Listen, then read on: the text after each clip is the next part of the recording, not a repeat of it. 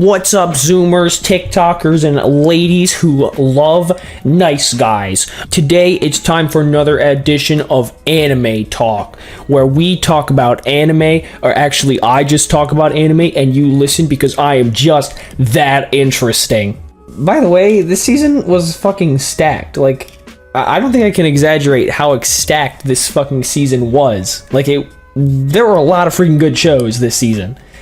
So we're going to talk about all of the ones I watched. We're going to hit a lot of the big hitters this season and a lot of the mid hitters. So buckle up, losers. We're going in. So let's get the elephant out of the room first. Let's talk about Spy X Family. Yes, I call it Spy X Family because if you don't, you're wrong. I'm just kidding. You can call it Spy Family. I really don't care. Like, who fucking gives a shit? This show is just delightful. Like, I don't feel like I have to tell you that this show is great. Like, for what it is, it's basically perfect. Like, it's not gonna capture your imagination or anything. It's just delightful. And visually, it looks really nice too. So that definitely helps. But, you know, overall, like, as an entity, I really can't say enough good things about it. Like, I read ahead in the manga, so I already knew how it was gonna go. But even so, watching the anime felt like a new experience. And it was just as fun the second time around. Like, the balance between Lloyd, Yor, and Anya is perfect. Like, it's like the balance of, like, ice cream. Like, you've got, like, the cone, the ice cream, and, like, sprinkles on top. And, like, we'll say onions are the sprinkles. That makes sense. And then, like, it's, like, absolute perfection that cannot and should not be trifled with. The comedy here is just perfection. It's really well executed. It's really similar to Kaguya-sama. If you like Kaguya-sama, you are going to like Spy X Family. Like, there's no ifs, ands, or buts. Like, that's just, you will like Spy X Family. Just like in Kaguya-sama, the comedy here relies on each of the characters being very much in their own heads. So they might not be on the same page, or they might be thinking some whack shit for no reason, and then by the end they're like, I'm fucking exhausted. Why do I have to deal with this shit, you know? And again, just like Kaguya-sama, the comedy is kind of rounded out and like brought home by the presence of someone who knows all the inner thoughts of the characters and makes commentary on them. In Kaguya-sama, that's the narrator, right? The narrator has a lot of like hard-hitting, just really loud moments where he makes commentary on what's going on and makes you laugh.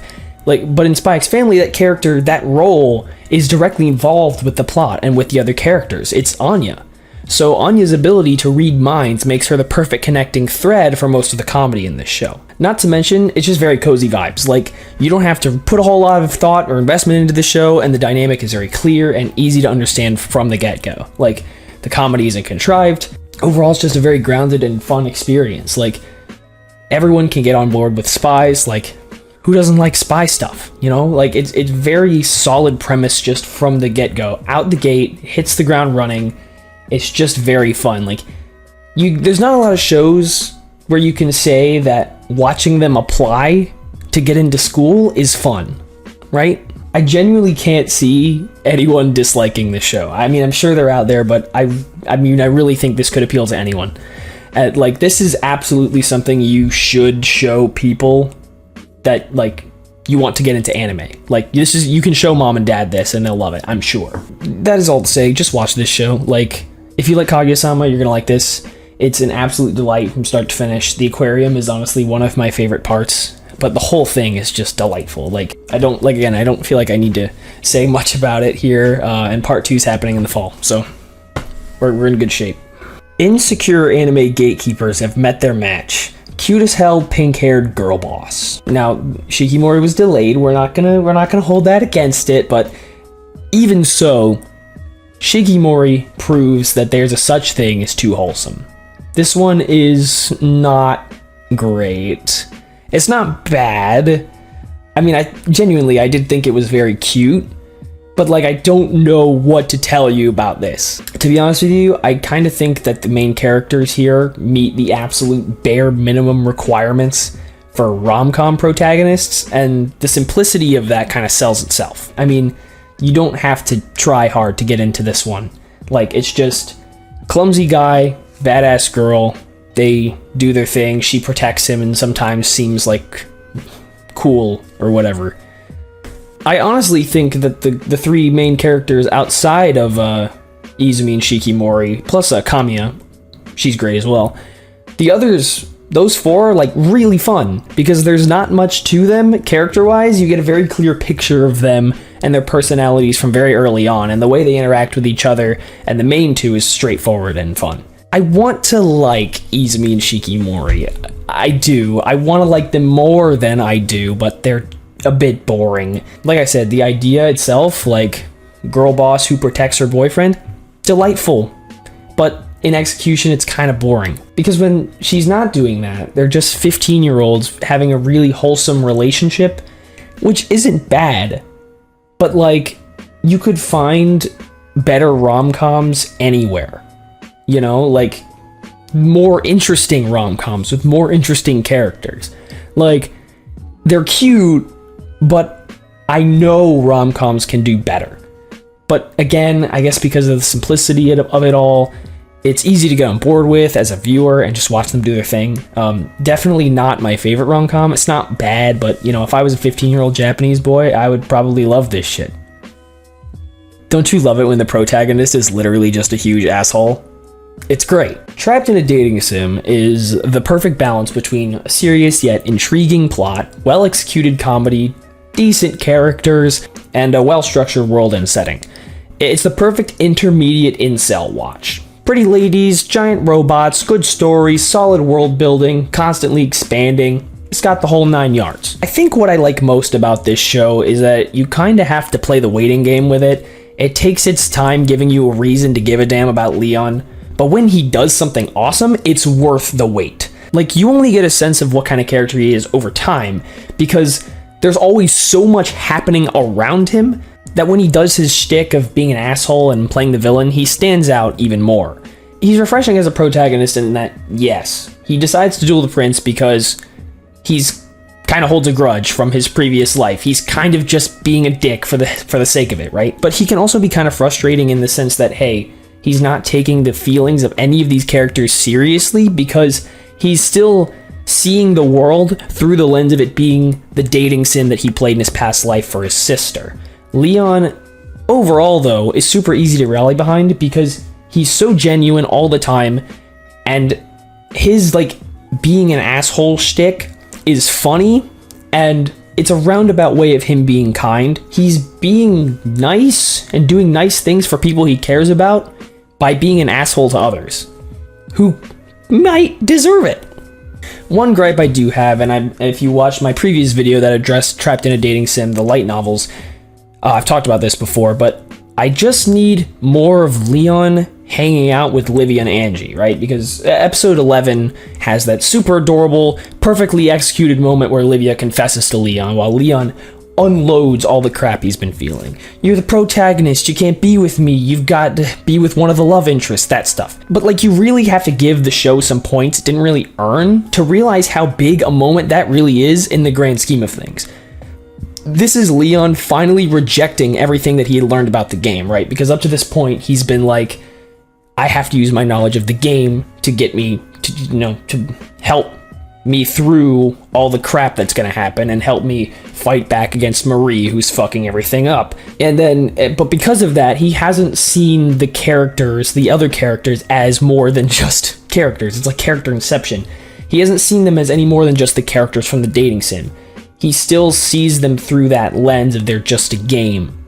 But now they're real, and he's having trouble accepting that. So when Livia confesses and he accepts, this is him finally rejecting everything he had learned about the game, the knowledge that he'd used to get him this far, and kind of accepting Livia's feelings. He's now like, it doesn't have to go the same as the game he played, right? Like the game that was released to Earthland. And I don't think Leon has quite enough inner turmoil about that, at least in the context of the anime. But also, Livia says shit like, I want us to hang out like we used to, and my big gripe is we didn't get to see that in the show, really. Like, there was always some kind of story progression happening all the time, so we never got to see the main three characters just hanging out and having fun. We just have to assume that they did at some point. That's what I'm missing from this. It's not the end of the world or anything, but that moment where Livia confesses would have hit much harder if we had just seen firsthand the hanging out that they'd done that she loves so much. With all that said, The thing I think I like most about this show is that it does a great job of showing that in a world so rotten to its very core, filled with all kinds of selfish and greedy ass motherfuckers, you can't get anything done by being a white knight who follows all the rules. It takes a twisted ass motherfucker to change a twisted ass world. So, like, yes, the character development could absolutely be better. The character interaction leaves something to be desired. And Leon is a massive dickhead 300% of the time. But what with great world building, a solid cast of main supporting characters who all have their own distinct quirks, and a story that steadily chugs along with the ever-expanding world, it's a pretty fun watch. I'd recommend.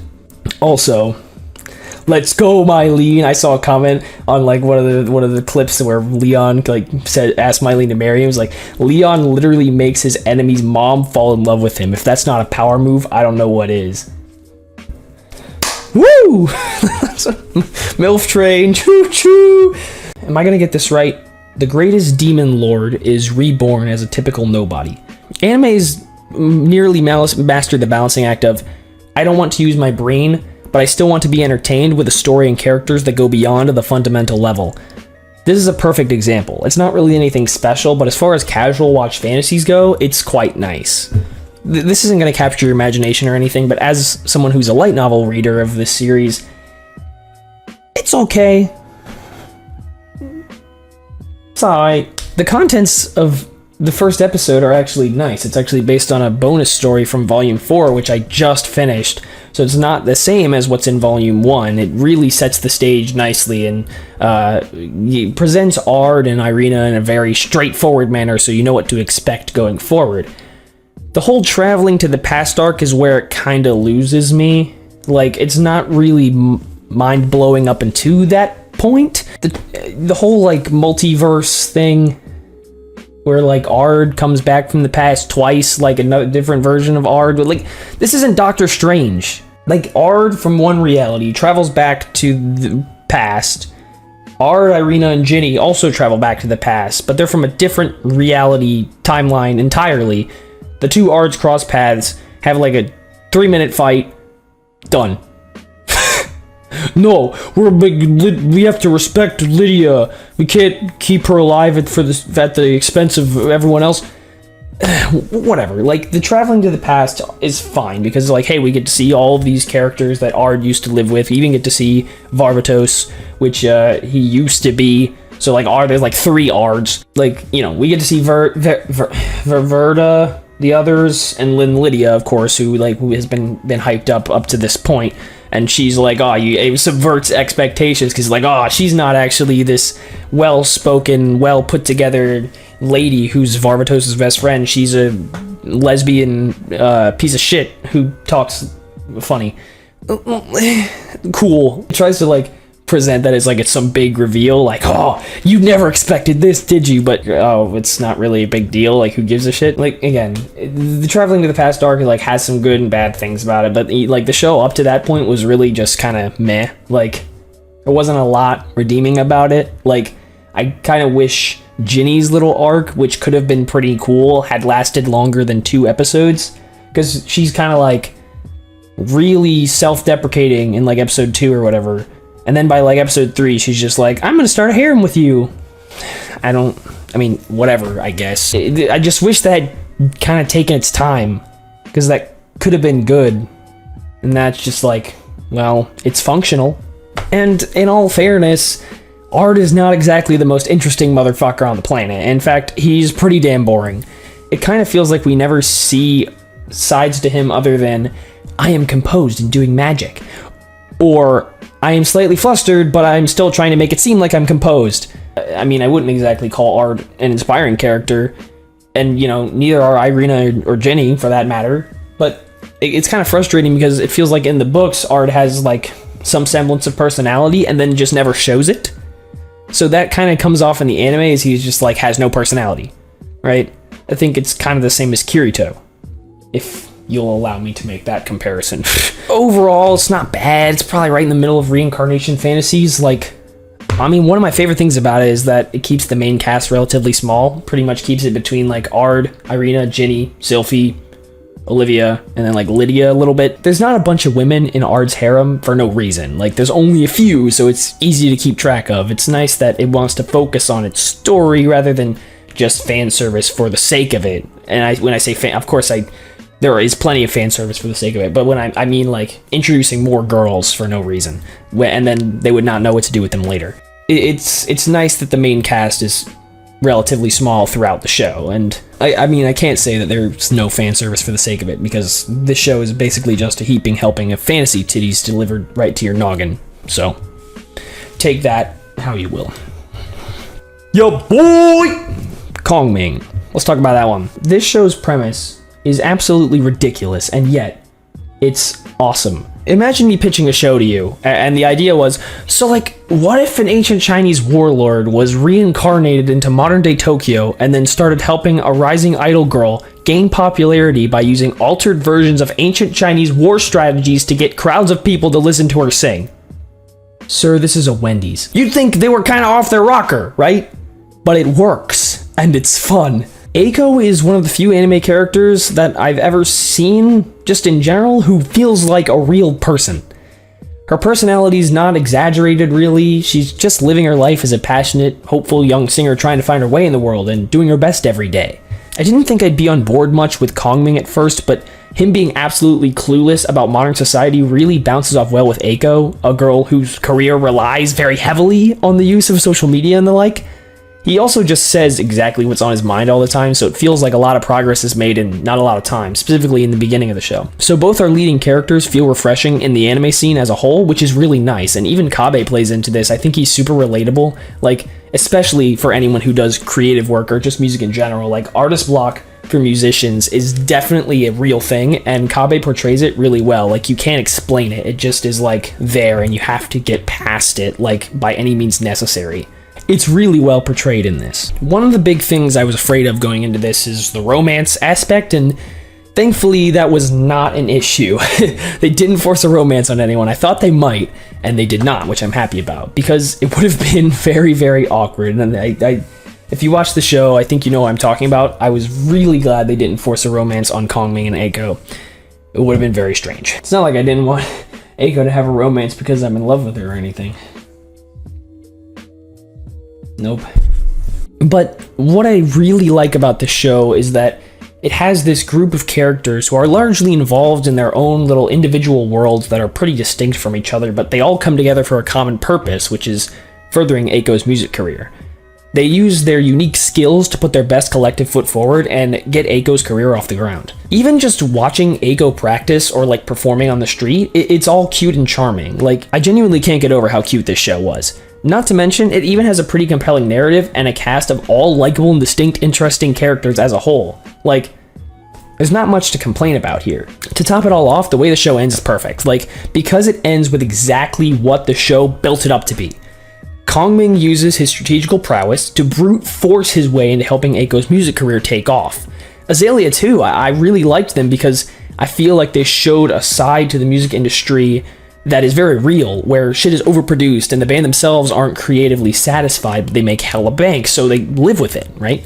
But Nanami wasn't satisfied with that, and Eiko's pure spirit allowed Azalea to go back to their roots, where they were just having fun, and they even made up with the scary producer guy. Literally everyone has a happy ending here. It's just so precious and fun throughout the entire show. I genuinely can't say enough good things about this one. I feel like anime has been getting closer and closer to the singularity of the perfect stupid show, and this combines so many ideas from totally different worlds and somehow still pulls everything off in a way that makes sense and is charming to watch, that I feel like this is one of those that approaches the singularity. This might be as close as we've gotten so far. Your boy Kongming is really, really fun. A Chinese proverb once said, "If you try to kill someone or want someone to kill you for longer than 8 episodes, you are no longer enemies, you are gay." Pretty sure that's a real quote. This show is actually pretty cool. It's definitely got a unique vibe to it from right off the bat. The cast of characters is pretty concise and they all have purpose. And Menno is probably one of the more complex and interesting protagonists in the past year of seasonal stuff. I think she's really interesting.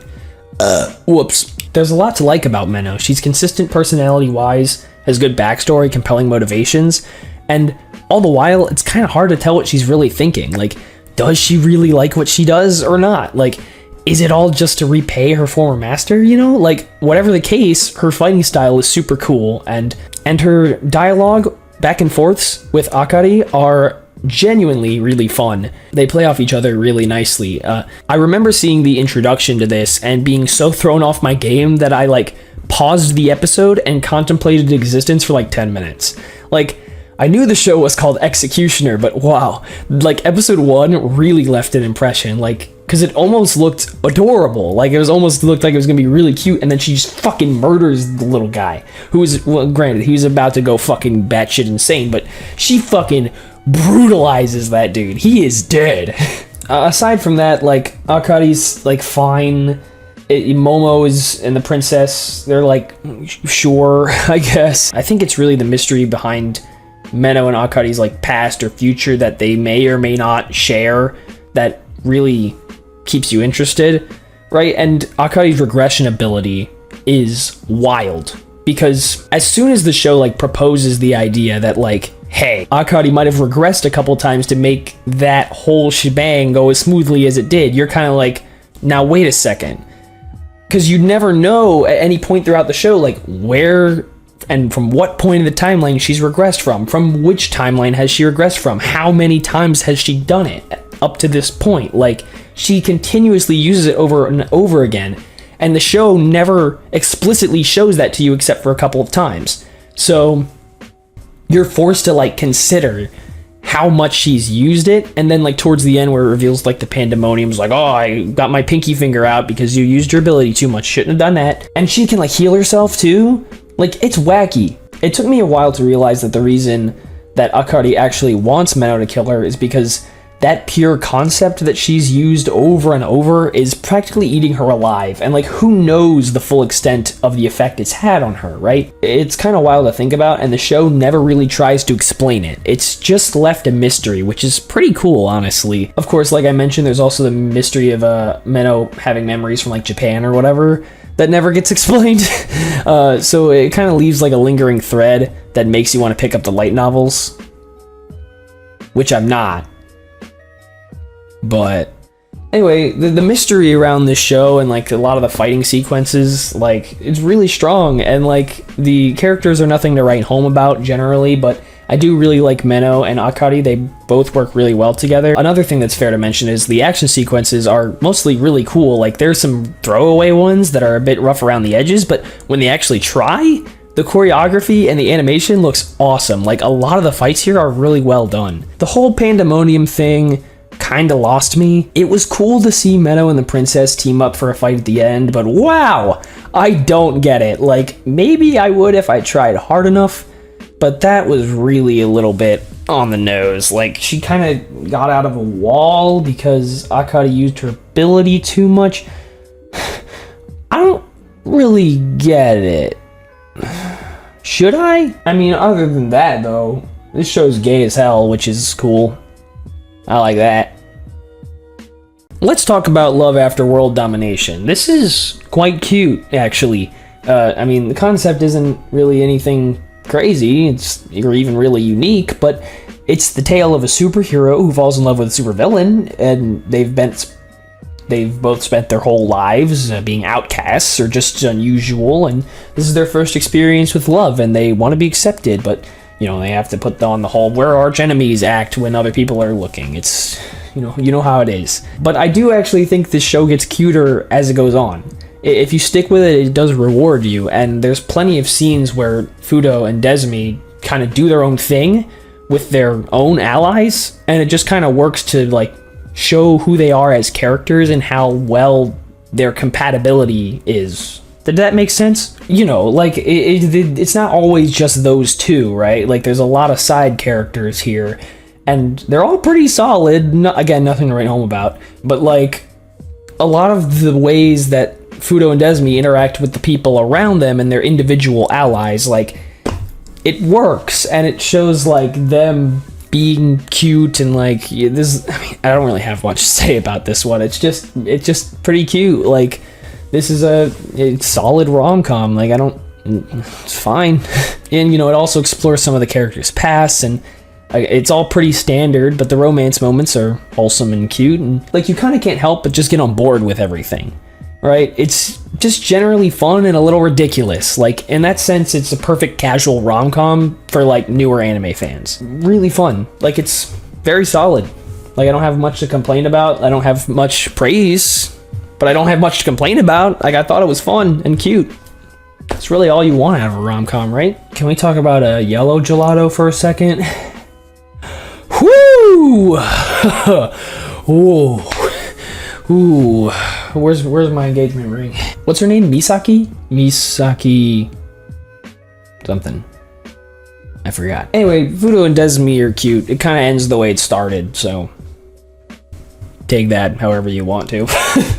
I honestly keep forgetting the English title for this one, but it's Aharen-san is Indecipherable, which is a very strange word. I honestly didn't think I was going to like this one, but it doesn't really waste your time, and it establishes the fundamentals pretty quickly, so I appreciate that. A lot of the comedy in it, surprisingly enough, lands. It's not trying to put you in tears, but, between Raido's fits of randomly assuming Reina is the Lord of the Flies or whatever all the time, it doesn't actually get old. It's pretty, each fit of that is pretty distinct, and it lands almost every time. Reina sometimes being good and sometimes being bad. It all works really well in conjunction with each other. It's very quirky. Not sure that's the right word, but I'm going with it. The progression here wasn't bad. It's nothing to sneeze at. I like that they're a thing by the end, though.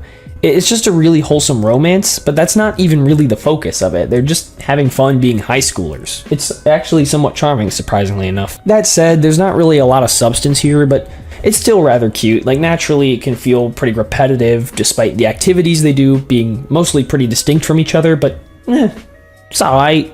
I thought it was cute. I'm quitting heroing. If you asked me what I expected out of this show when I added it to my watch list for this season, what I would not have said was how the realist genius hero prince hero rebuilt the tsundere demon lord's armies out of debt.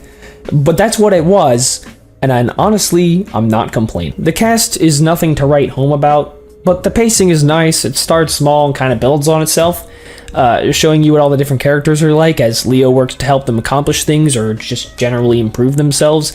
The twist about Leo being a human-made slaughtering machine is pretty interesting, and the way the turns table on him is pretty well thought out and well conveyed. By that being by the humans, I mean, where he's just too strong and they're like, oh, you're scary.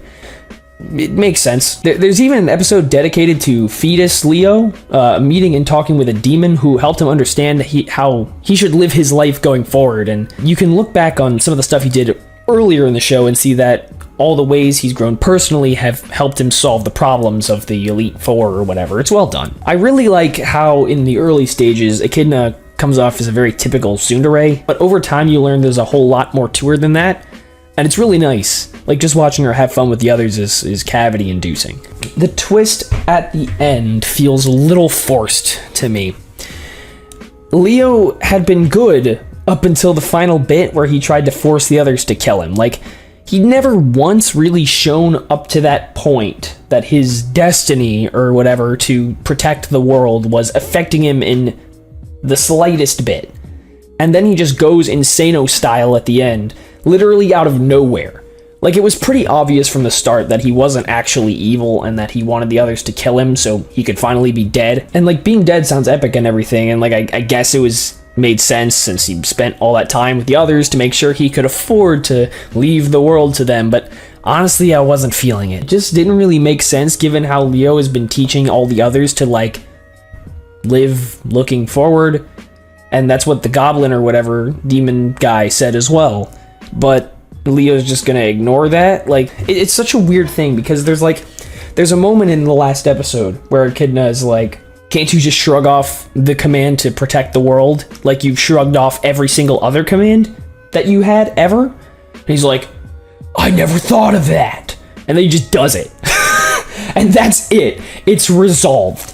And it feels disappointing because the whole last 3 or maybe even 4 episodes, I don't remember, but The whole like last few episodes were dedicated to be the like Leo like turning evil, quote unquote evil or whatever, except for the second to last one, which was backstory. But it just feels forced because it kind of came out of nowhere, right? Like it just appeared in episode 6 where he was like, I'm actually a machine who's lived for 3,000 years or whatever.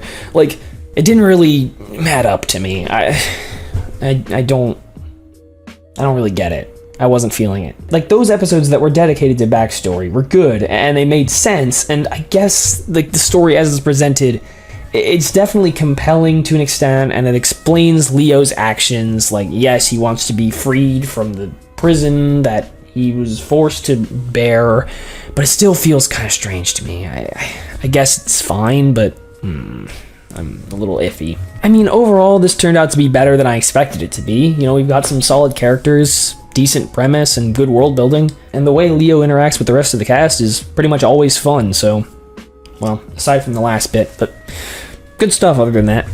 Dawn of the Witch. It's very bizarre. Like, I'll be the first person to admit that Hort's overflowing positive energy and personality single-handedly carry this show.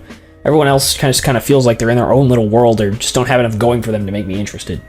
Like, the pacing is strange too. The key moments that should probably have a lot of drama surrounding them are just written off at strange points in the show. Like, the reveal that Sable has infinite magic powers, like, offhandedly revealed because he touches the weird, not Beatrice's staff. The weird thing that eats people. And then it's like finally revealed, like there's that whole trial, like the what's her face, I forget her name, is like revealed to not actually be an enemy, but it's a test from school, which is like fine, whatever, but it was like I was trying to get a read on this show as a whole and I just couldn't pull it off. Like it just kind of is. It's not really bad, I guess. It was definitely not good. It just never feels like it progresses. It feels so much like nothing. Like, listen, Sable is not doing the show any favors as its protagonist. He's so unenthusiastic and lame that I could just never feel for the guy. I could not rally behind him at all. Like, all the others are like, whatever. I like Hort, and I like the weird witch lady, and the tyrant almost has an interesting plot behind him, but Sable just needs a monster or something. He just needs some energy. Jesus Christ. Skeleton Knight to Another World. I didn't think I was gonna like this one, but it's actually quite funny and charismatic. Pretty standard setup, fundamentally solid. Like, just because it's not unusual doesn't mean it's bad. Like, this is the least inspiring shit you will ever watch, but it is fun. Like, the characters are fun, the characters like having fun, the concept is simple enough that you can just sit back and watch and enjoy. Plus there's Ponta, who is just way too cute. Like, you know, we got the hot elf girl plus Ponta, and that's a guaranteed watch for me. I think the thing I appreciate about this one compared to like Leodale from last season is that, yes, like you're just watching Ark wander around and do cool things every so often. But it feels like there's more of a purpose behind it here. Save the elves or save the beast people. Like, their wandering has a purpose. So, well, I guess that makes it not wandering then. But, you know, point is, this one's nice. It's a very casual fantasy watch and, well, casual aside from almost rape scenes and some guy feeding women to a giant monster. And, you know, Ark doing Ark things where he beats the shit out of people. Approach at your own risk. It's fun, though. Who run the world? Oh shit, that was wrong. Who run the show? Heroines. Not the kind not the hard drug. I'm talking about heroines as in heroes, but girls. Heroines. Heroines? Who fucking cares? They run the show, bitch. You know, I wasn't sure about this one at first. I mean, do I look like I want to watch a show filled with handsome, attractive, long-haired, and talented cute boys? Don't answer that. I mean, there's plenty of cute girls here, but still. I mean, here the premise is really nice and simple. It doesn't take long to jump into it, and as it goes on, it gets really cozy and easy to watch. I mean, even just watching Hiyori and the idol lads talk with each other, it's by episode 4, it's fun on its own. Like, the character dynamic between the three of them is really effective. Like, simple, but it really does carry a lot of what this show is. And even the side cast between, like, the pink-haired girl whose name I forget, the orange-haired girl, and the one who, like, turns out to be the big fan of Lip Lip or whatever, It's like a big twist, and she like beats the shit out of Hiyori at some point. I mean, the side cast is good, and even like the manager ladies are all right. Like even the idol boys, the handsome ones, and the not the other ones, the 4 guys, I forget their names. But I mean, like overall, I don't have a lot to say here. Like there's not a whole lot to this show, but it's very, very fun for what it is. Like all the characters work really nicely together to create a very casual and fun rom-com experience, slice of life experience, whatever it is. It's fun. This is the final one that's not a sequel, or a 2-core. Let's talk about Tomodachi Game. Now, at first I thought this show was just Anime Among Us. And then, no, yeah, it's actually just Anime Among Us. I mean, yeah, there's psychological strategies employed by various characters, exploration of philosophical ideas like friendship versus romance, but yeah, it's pretty much just Anime Among Us. That's a bit, by the way.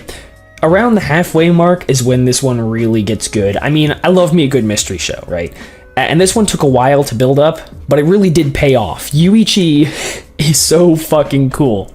Like, the others are like, cool, whatever, but Yuichi, this dude is a badass. It actually reminds me a lot of Battle Game in 5 Seconds from last summer, which was one of my favorite shows of last year, actually. There's a lot of complex rules, psychological elements at play, even people who observe them from the outside as like the people in charge of the game. Yuichi is definitely a little more wild than Akira was, though. Yuichi is a fucking monster. He's wild. I loved watching him every week. One thing that really impressed me about this show is that they single-handedly turned Tenji from like the bad guy into a sympathetic protagonist in a single episode. In probably like half an episode. It really did work. And it does get pretty slow from time to time, but every single time it pays off. So watching week to week was kind of painful because you were just like hanging by a thread. Like you just wanted to know what was going to happen next. But if you were to binge this, you would be vibing. Like in the height of both the second and third games, it slowed down a lot, but there was always a lingering thread at the end of each episode to keep you curious and make sure you wanted to watch next week. I really liked this one, actually. Like, if you liked Battle Game, if you saw Battle Game and you liked it, you will almost certainly like this one too. Like, here's the thing. I really liked the last episode because it like showed Yuichi is actually not a bad dude. Definitely crazy, but not a bad dude. Like, basically each of the main 5 had a role to play in terms of their group. I mean, of course, Yuichi and Tenji were the main 2 that kept going on, but they each kind of had a role to play, especially within the context of the second game. And so I just really like how all 5 of them work together, and even Maria's involvement in the third game. I mean, yeah, it wasn't exactly hard to deduce that the characters would figure out she was from the management, because they're all super smart. Like, she basically walks into the third game unscathed in a school fucking uniform, and she's like, hi boys. I love her. She's my favorite. I have horrible taste in women. Like, she is insane, but I love her. But like the ending of the show was like right at the start of the 4th game, so like it makes you want to read the manga, right? And if it does that, that's a win, right? Like after those last 2 episodes, it's just, man, I want to know what happens next. Like, those last 2 were a great finale. Like, very fun stuff. This is a good show. This is one of the strongest ones of the season, for sure.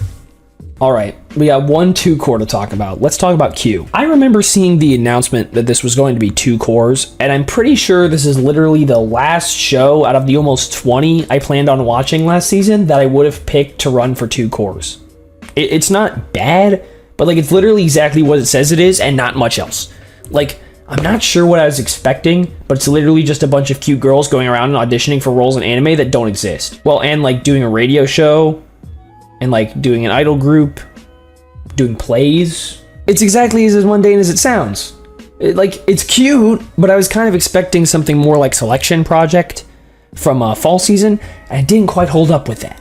Like, depending on which side of the bed you woke up on, you could easily go from thinking this show is the cutest thing to ever exist to questioning what life choices led you to watching it. This quote-unquote character development is the most generic BS you'll ever see in your life. Like, by the second half, I had already had enough of that fucking balding director guy from Bloom Ball, like, that sucked, do it again. And the girls being like, OMG, sumimasen. Like, shut the fuck up, dude. I get it. It happened like 12,000 times.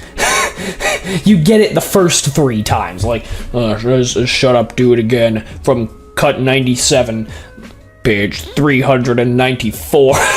That dude's, it's so dumb.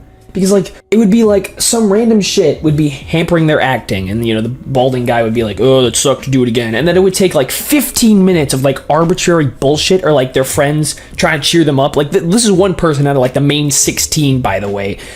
It would take, like, 15 minutes of, like, their friends trying to cheer them up. Or just random arbitrary bullshit, like climbing a mountain or going to a cafe. Like, for them to realize something super obvious. Something like, oh, I shouldn't try to be someone I'm not. I should be myself. And then they can act good all of a sudden. And the balding guy's like, yeah, that was pretty good. That's not character development. I mean, it is, but it's... like, the all over the place nature combined with the massive cast. And it's all just too much. I can't quite bring myself to care about every single one of them. Even when they are doing well. Like... And, like, the whole thing with their little idol project, their collective idol project, like, 16-person idol project getting its own animes, just makes no sense, given how they spend half the show showing how relentless the anime industry is. It's just... It's fine. Whatever. It's cute, I guess. Like, I just kind of want Bloom Ball to be real. Like, that's really all I want out of this. Like, I just want Bloom Ball to exist. This one was like... fine, I guess. There's some cute girls. It must be weird for voice actors to voice act about voice acting.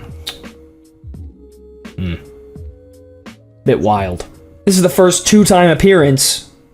Komi Can't Communicate Season 2. This one's more of the same. Like, if you were, like, I don't really have much to say about Komi Can't Communicate at this point.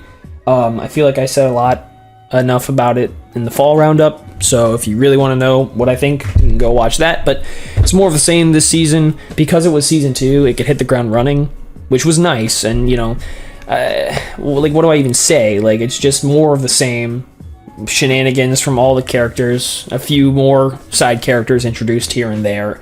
Now, I do like all the side characters that were introduced. What from the big, tough-looking guy who's actually a wuss. There was the one that... fucking helps too much. There's maybe a couple others who I don't remember.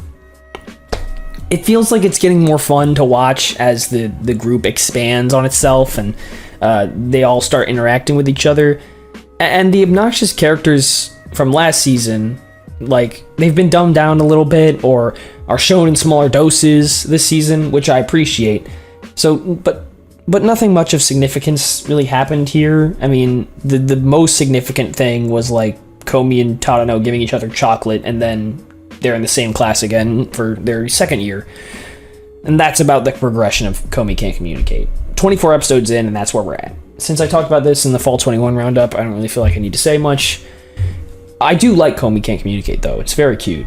It's just kind of slow. You just got to be on board with the shenanigans. If you're on board with the shenanigans, though, you're probably having a great time. Science types fell in love. So they tried to prove it. Season 2. Now, the first season of Science Types was very, very cute. Offensively so. It's a pretty unique take on a rom-com, and you definitely need a certain level of, like, brain power and knowledge to get the maximum amount of enjoyment and, satisfaction out of it. And appreciate all the jokes and references, but even without that, I would still think it's pretty cute and charming. Again, for season 2 here, more of the same. Like, if you got through season 1, you know what you're getting yourself into, and it's exactly what you expect. Like, and there's some new characters introduced here and there to keep it interesting. Like, you know, for the wackos who sample saliva, and there's a precious little high school girl who Yukimura tutors. She was a delight. I really like her. Yeah, actually, I think that's about it. So there's a nice moment between Yukimura and Himuro about halfway in, which is really cute. Where she's like, I want a daily dose of Yukimura hug every day. And he's like, fine. But about at that moment, like beyond that moment, episode 6-ish of season 2, you start to delve into Kanade's love life, where she's trying to be normal. And I actually really like this part of season 2. I think it does a really great job of showing what Kanade's past has been like and why she wants to be normal, but like what being normal would even mean in the context of her life and her happiness, that kind of thing. I think it really does a good job of showing all of that and how it affects her mentally. You know, she's trying to force herself to be the normal one of their little lab, and she's not normal by societal standards. She's still a brainiac, right? Like, she's just trying to be normal and pass off as normal, who wants a normal romance and all that nonsense.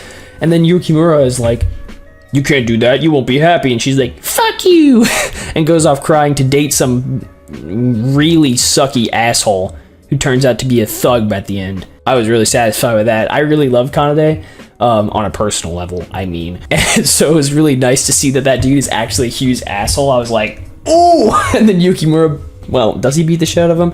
I don't know. The last episode was super cool, though. Like, the way it rounds it out with Yukimura coming to save her, and she, like, unloads everything that she's been feeling, all the frustration she's held, and the resentment that she pretended to have, and, like, you know, she didn't want to admit that Yukimura was right, and that he was saying all that shit for her. Really good stuff. I really, really like the whole, like, being normal and having a normal love life. They do a really good job showing how internally conflicted and, like, anxious Kanade is about the whole normal romance, whole normal life thing. It was really nice to get more of a deep dive into her feelings and her love life, because she was kind of the one from last season that we really didn't explore much. So it's really, really good to just get a more deep dive and a more thorough understanding of how she thinks and why, and then eventually seeing her change by the end. And, you know, just like last season, it kind of meandered for most of the season, but it wrapped up so good. The last episode of season 1 was really, really fun. Really, really solid ending. And then the same thing happened here. Like, it was just kind of whatever for most of the season, and then it just fucking slapped you in the face at the end. That wasn't a slap, but you get the idea. In an ideal world, Kanade would not be in love with Yukimura, right? But the whole ending and last episode was so good that I'm willing to let it go for now. Like, you know, she's kind of like, she kind of wants to keep out of the whole Yukimura and Himuro thing. Clearly by the end, she's kind of like, these two are fucking whack, you know, at the very end. But she's still kind of in love with Yukimura. In the ideal world, that would not be a thing, but I'm willing to let it go. All the tension between her and Yukimura leading up to him saving her from the scary twig dude, that's just, like, really good drama. And it's like purposeful drama, right? That ties in with the story and is even applicable to real life, because you don't want to live your life being normal for someone else, forcing yourself to be normal so other people can be happy. You want to live so you can be happy. Now that's life lessons with Gus.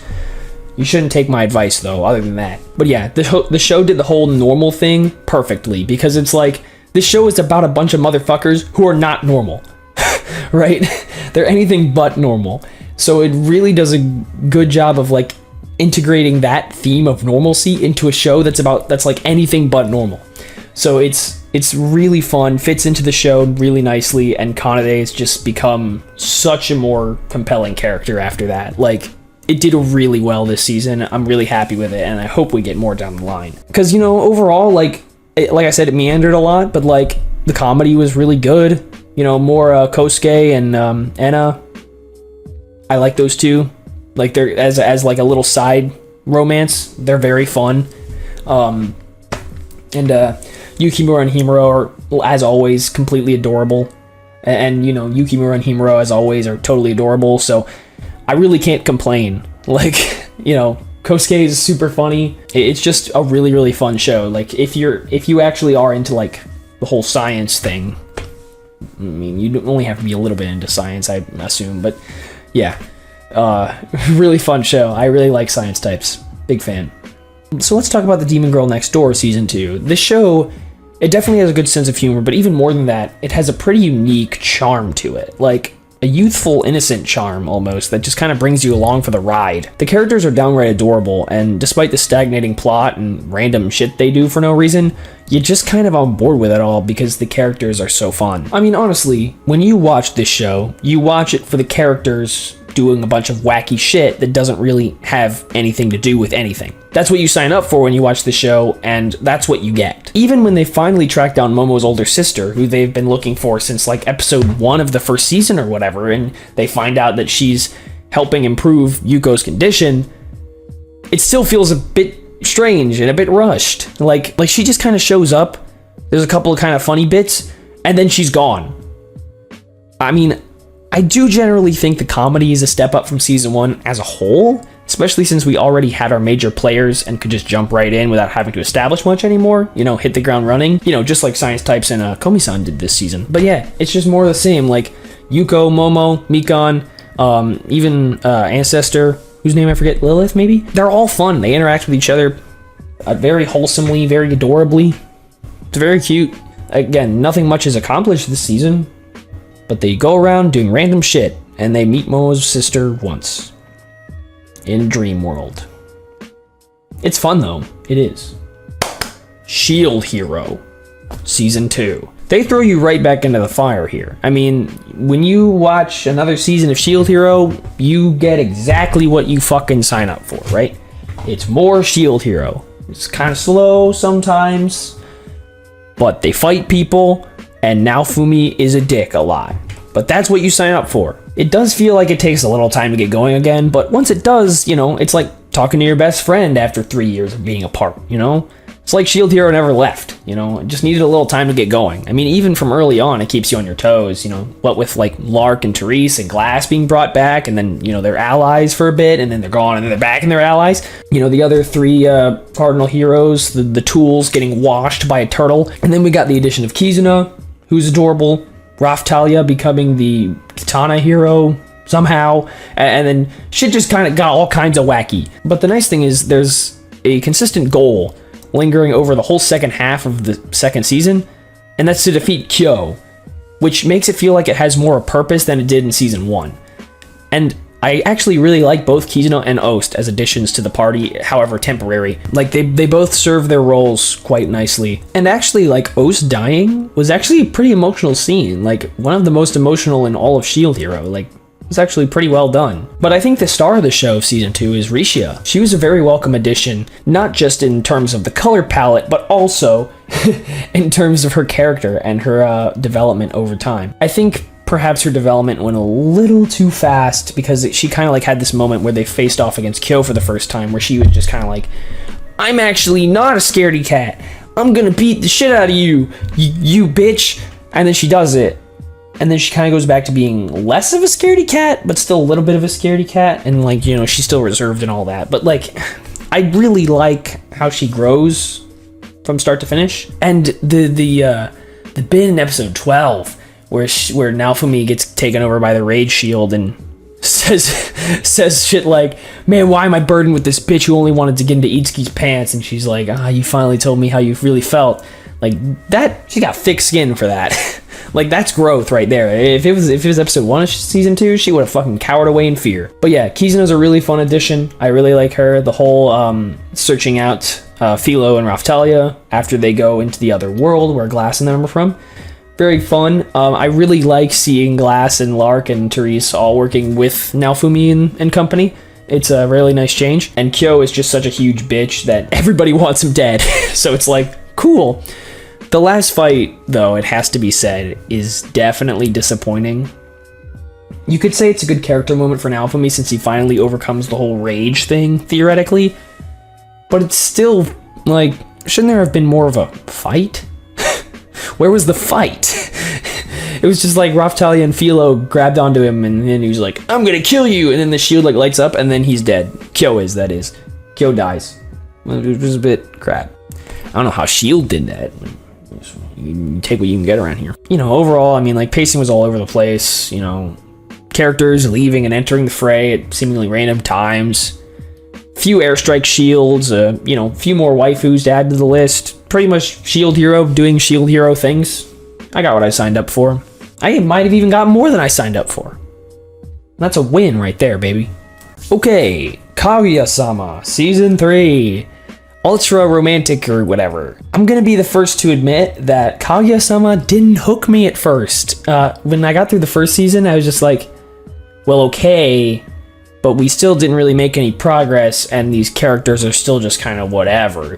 But then we got to season 2, and you got to see Yu's backstory, and I was like, all right, you got me. The season 2 was a big step up from season 1, in my opinion. So with that said, I was ready to fucking rip that condom off and fucking raw dog season 3. I was ready to jump the fuck into it. And this is the best Kaguya-sama season so far, for sure. Again, like I've said a few other times in this video, this is mostly more of the same. Like, honestly, there's not a whole lot worth mentioning here until we get towards the end with the school festival, culture festival arc. There's a lot of just Kaguya-sama doing Kaguya-sama things, as it tends to do. Kind of just random shenanigans. Up until the last few episodes. Although it is worth mentioning, the rap episode was a fever dream. I'm not sure that actually happened. I'm almost convinced I was on drugs. I must have been. Please. But like, even among the shenanigans, there's a lot of characters that I got to know this season, at least a little better, that I really like. You know, Maki. Big fan of her. She's really, really fun, and the way she interacts with Kaguya and them, delightful. I've always loved Hayasaka. Very, very cute. The whole karaoke angle with Miyuki, so fun. And I really like Tsubame as well. I've only seen bad things about her and Yu, so I'm assuming she turns him down at some point, but I feel like that was kind of inevitable since it's so very clear and like obvious that Yu and Ino are supposed to be the thing. But yeah, those are the 3 characters I really, really like that we got to know this season. Well, except for Hayasaka, of course, but 2, Maki and and Tsubame. Really like both of them. But other than that, like, the main cast is just so solid. Like, you know, at this point, you know exactly what you're gonna get, and you get it. So you can't complain about that. But you know, we can't talk about Kaguya-sama season 3 without talking about that ending, which was really, really good. That really sealed it off for me. I honestly wasn't expecting that to happen as soon as it did. I was honestly expecting it to go for like another season or 2 before they actually confessed to each other. It was really nice though. What a great scene. Like, you couldn't have made a more Kaguya-sama-esque confession scene. I mean, it looked good. It was paced really nicely. It was the voice acting on point. I mean, it was on point the whole season, of course, but like, man, that confession scene just hit, right? Really good stuff. Like, that's the moment we've been waiting for 3 seasons now. It absolutely nailed it. So, I really can't complain. Lots of great characters here, lots of Kaguya-sama shenanigans, and it almost feels like with this whole like angle of Miyuki going to Stanford, and then them being like, oh, he's only got 1 more year, he has to confess right now. It almost feels like it's trying to transform itself from what we know Kaguya-sama as, which is like all the shenanigans of them trying to avoid confessing to each other, into like a more normal high school rom-com, because it feels like the characters are just so comfortable now that they're just going to create an actual story with Kaguya-sama. And of course, I think the manga is either over or about to be over. We'll see where it goes from here. Season 4 got announced, so it's happening. We'll see where it goes. But I mean, this was the best season of Kaguya-sama. Like, there's basically everything you could ever want from Kaguya-sama in this season. So, and I feel like the shenanigans from like the first half were some of the best shenanigans it's ever had. Just generally really entertaining and fun stuff. So I really can't complain too much. Nothing can quite stand up to like Yu's backstory from season 2, but like overall, this was way better than any of the previous seasons. Either of the previous seasons. Like, season 3 is the best one so far, for sure. Strap in. Date Alive Season 4. New Date Alive episodes being released in 2022 is kind of surreal. Like, Date Alive is like a first-gen harem, if you will, among a whole season's worth of other rom-coms that feel much more modern and self-aware. And when I say first-gen harem, I mean, you know, stuff like SAO, Infinite, Stratos, you know, like any of those, where the amount of girls that like our protagonist gets out of control very quickly, and they're all in love with the protagonist for reasons.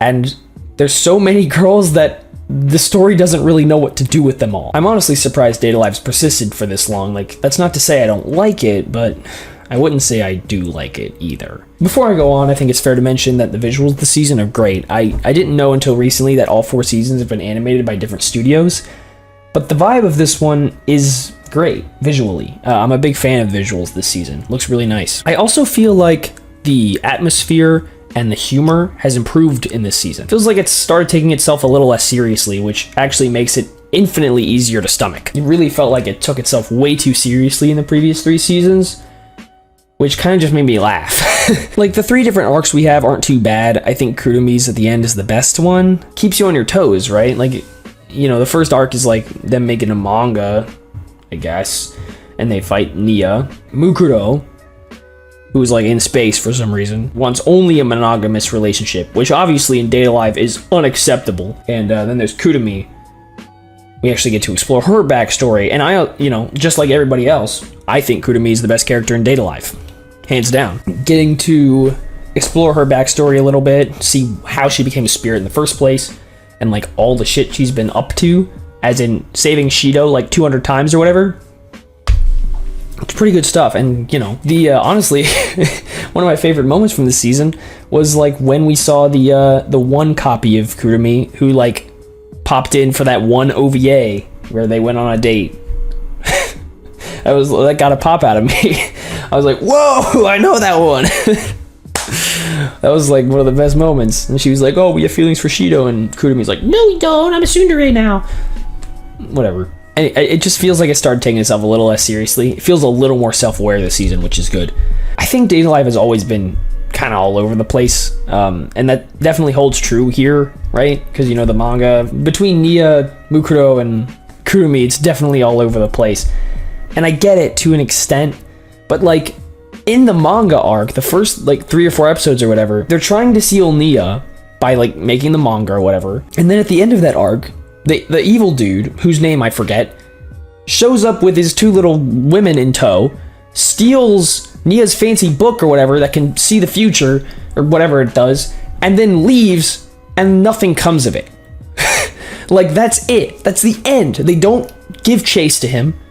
The book never comes back. They don't use it for anything. It's just gone.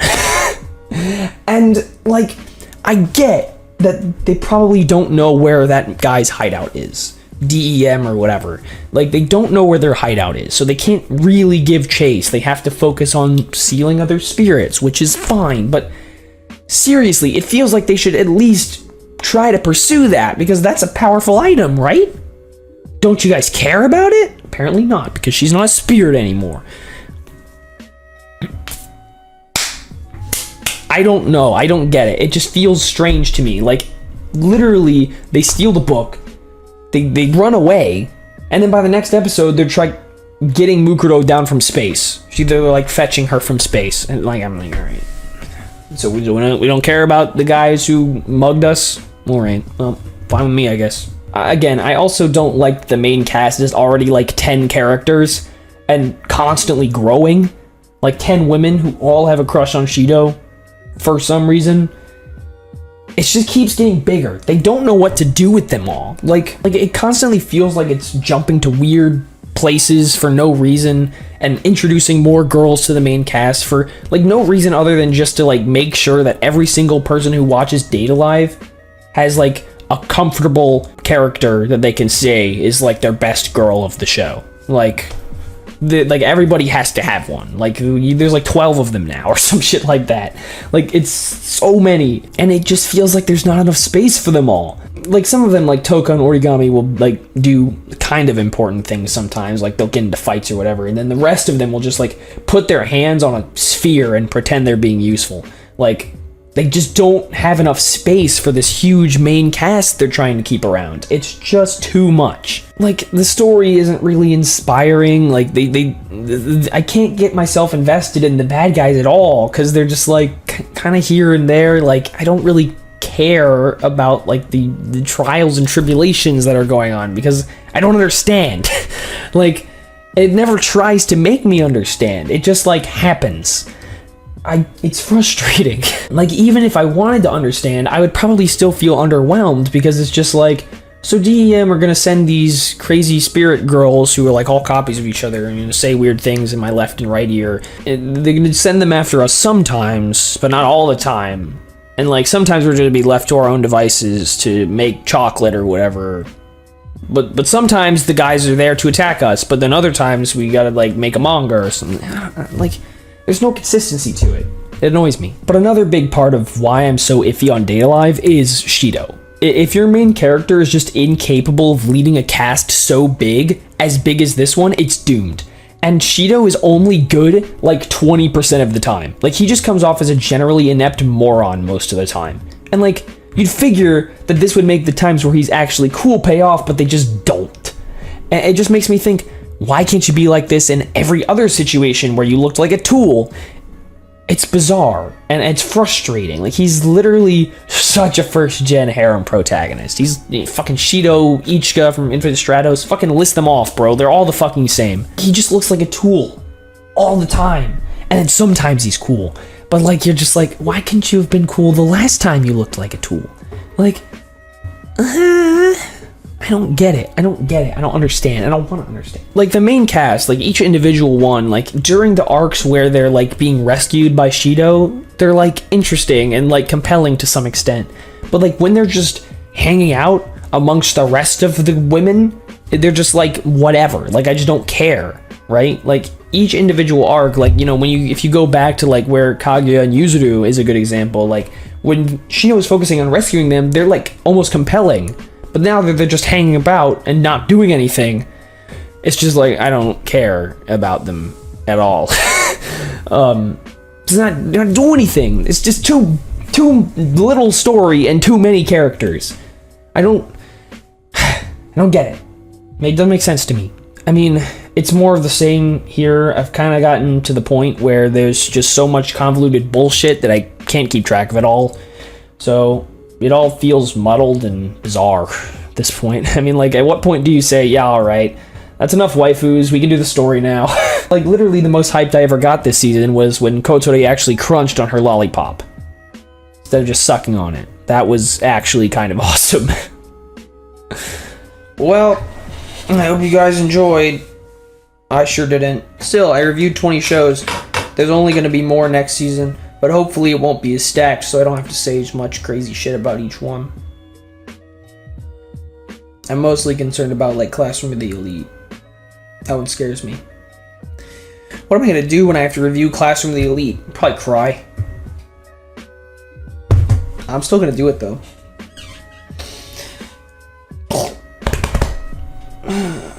Man, I love bucket hats, dude.